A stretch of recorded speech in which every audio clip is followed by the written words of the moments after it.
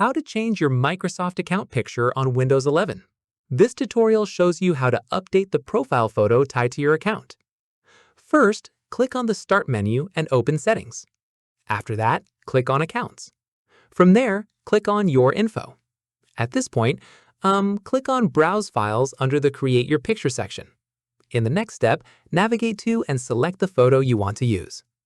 Following this, click on Choose Picture to confirm.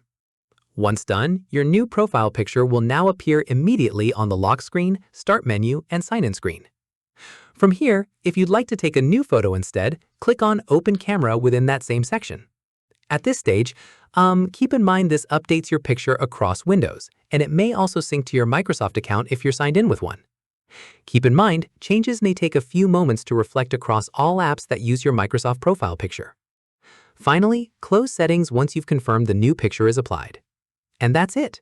If this guide helped you change your Microsoft account picture on Windows 11, give it a like, subscribe for more Windows tutorials, and tap the bell icon for updates. See you in the next one.